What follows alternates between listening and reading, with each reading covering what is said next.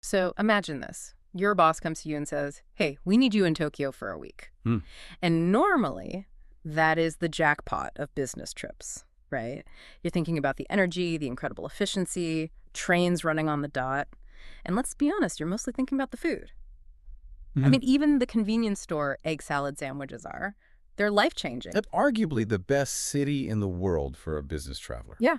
Or it used to be Yeah. until very recently. See, that's the thing. That's where it gets strange. I was going through the research you sent over for our deep dive, and the feeling I got wasn't excitement. It was more like a panic. There's this total shift.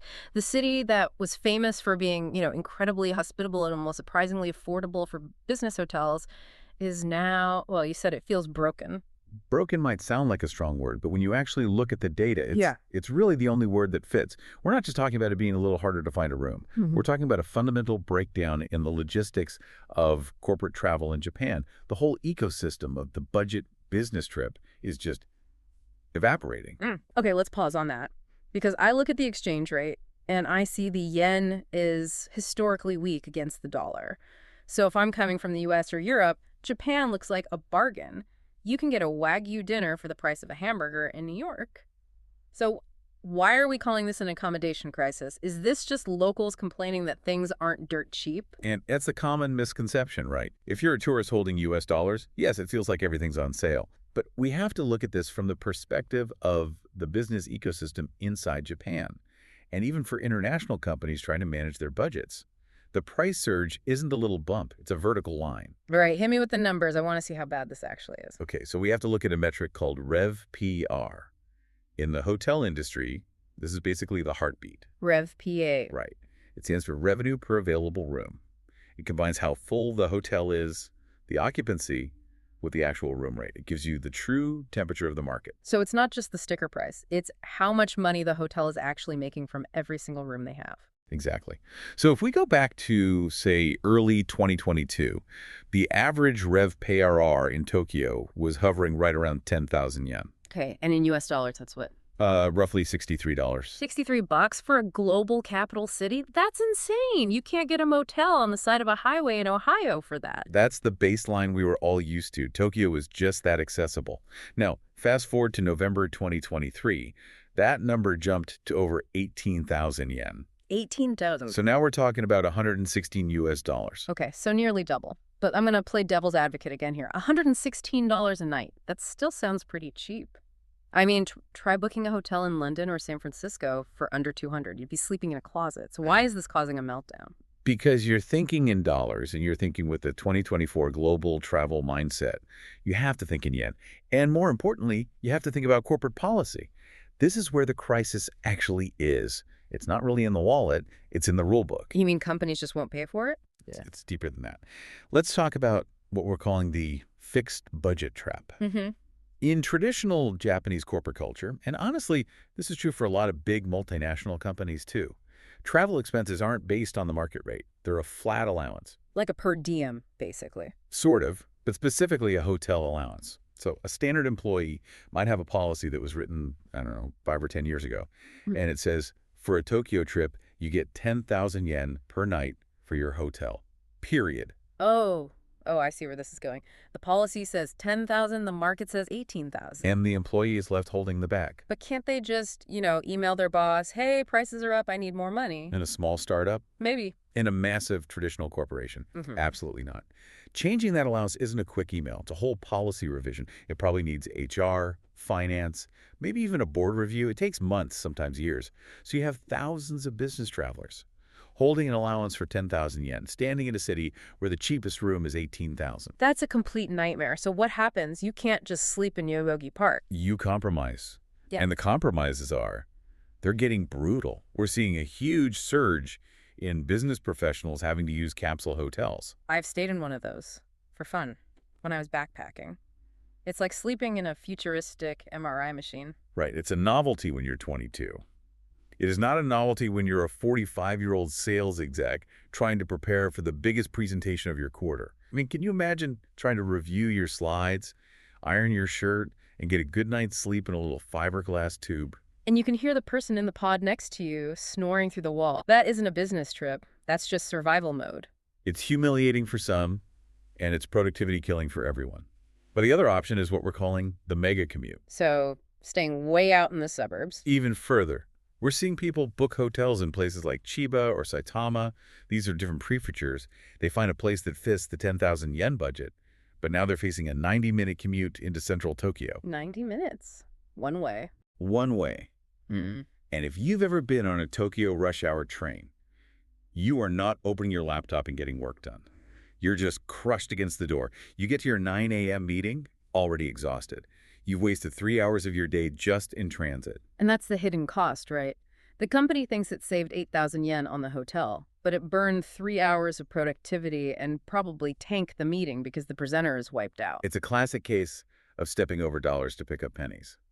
But companies are just slow to adapt because, technically, the allowance system worked for decades. They don't get that the market is fundamentally broken away from their rules. So what's driving all this? We mentioned the weak yen. Is it really that simple? Foreigners are just buying up all the rooms? That's a huge part of it, yes. The weak yen acts like a magnet for international tourists. It just pulls them in. When a room that would be $300 in New York is only $150 in Tokyo, the hotels see that demand and they price accordingly. They know a tourist from California won't blink at paying 25,000 yen. Right, because to them, it still feels like a great deal. But there's another layer to this perfect storm that I found really fascinating in the reports. It's something called the domestic shift. You mean Japanese people traveling inside Japan? Exactly. You'd think with prices this high, locals would just stay home. Mm. But you have to think about the travel psychology right now. If you're Japanese, going abroad is a huge pain. The exchange rate makes Hawaii or Paris astronomically expensive.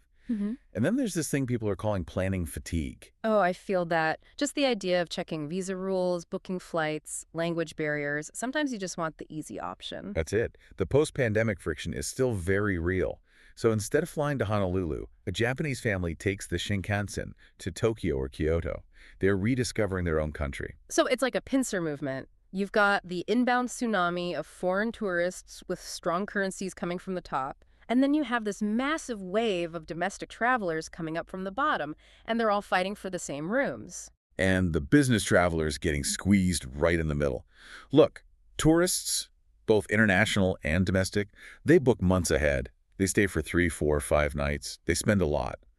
A business traveler often just needs a room for 1 night, maybe 2, often at the last minute. From a hotel manager's point of view, the business traveler is the least attractive customer right now. Wow. So the salaryman isn't just fighting his own company's budget. He's fighting the hotel's own business model. That is a losing battle. Which brings us to the so what part of this. If the old way of doing things is dead, how do you survive? Because business doesn't just stop. People still need to have these meetings. I'm guessing the fixed allowance model has to die. It's on life support. Yeah. The smarter companies are already shifting to what they call real expense reimbursement. Which just sounds like common sense to me. You pay what it actually costs. It's a move from a perk mentality like, here's some cash, keep the change if you're thrifty, to an infrastructure mentality. You pay for the hotel the same way you pay for the office electricity. Of course, it requires trust. You have to trust your employee not to book the Ritz just because they can. But it solves the problem. If the room is 20,000 yen, the company pays 20,000 yen. Simple. It solves the financial problem, but it doesn't solve the availability problem. Even if you have the money, sometimes there just aren't any rooms available in the central wards. Okay, so this is where people have to get creative.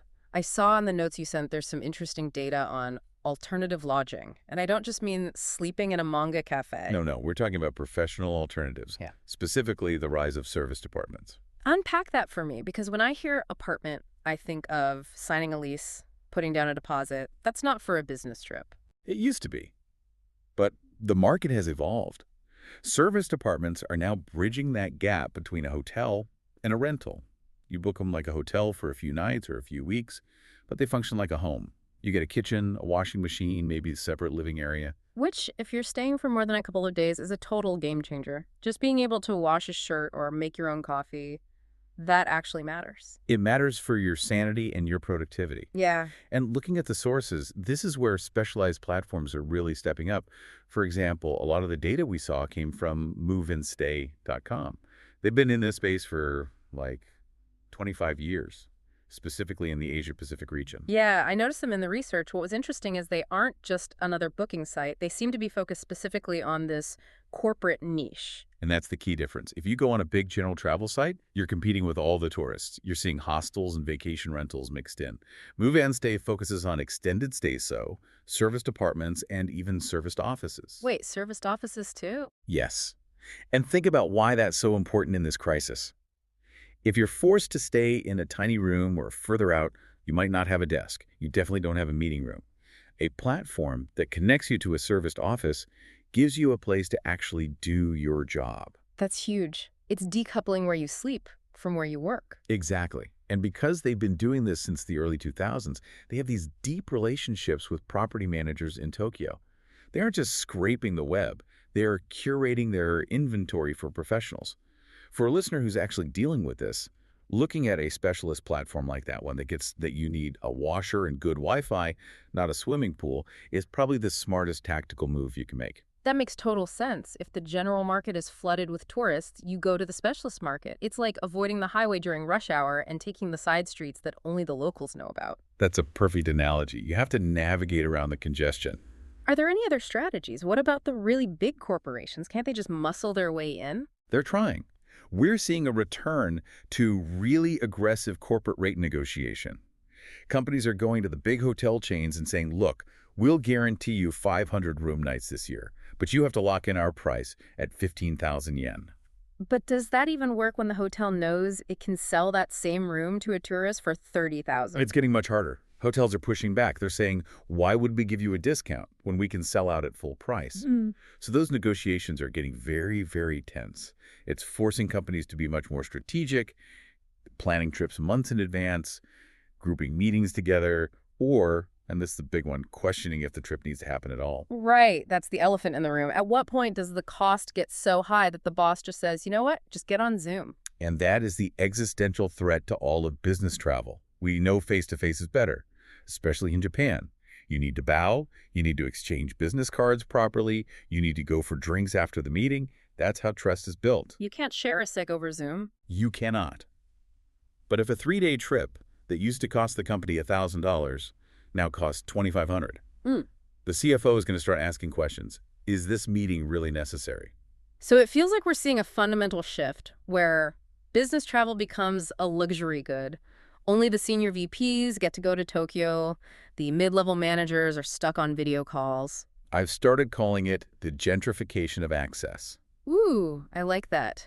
But I also kind of hate it. It's the reality we're facing. Access to these global hubs, to the physical networks that actually drive business, is becoming a premium product. If you're a small business or a startup, you're being priced out of the room where it happens. That is a really sobering thought. It's not just about a hotel bill. It's about who gets to compete. That's right. And until the supply of hotels catches up, which takes years, this scarcity is simply the new normal. Okay, so let's wrap this up with a survival guide. For our listener who has to go to Tokyo next month, what's the checklist? First, abandon your old budget. It's a relic. If you have any influence, you need to be lobbying for real expense reimbursement right now. Do not accept a flat rate. It's a set. Book early. And I mean 3 months out if you can. The whole idea of a last-minute deal is a fantasy in Tokyo right now. And third, look at the alternatives. Absolutely. Don't just search for a hotel. Search for serviced apartments. Use a platform like Move and Stay that filters for actual business needs, so you're not sifting through tourist traps. And really think about the living part of the trip, the laundry, the kitchen, the space to breathe. It might cost a little more upfront than a capsule, but the overall value is just infinitely higher. And maybe, just maybe, check the train schedules if you do decide to stay in Chiba. Please check the train schedules and buy a reserve seat if you can. Great advice. It's just fascinating how a currency fluctuation and a tourism boom can literally reshape the way an entire country works. It's all connected. It is. Yeah. A butterfly flaps its wings in the currency market, and a salaryman misses his meeting in Shinjuku. Well, hopefully this deep dive helps you navigate that chaos. Whether you're booking a serviced apartment or just fighting for a seat on the train, good luck out there. Thanks for listening. Stay curious and safe travels.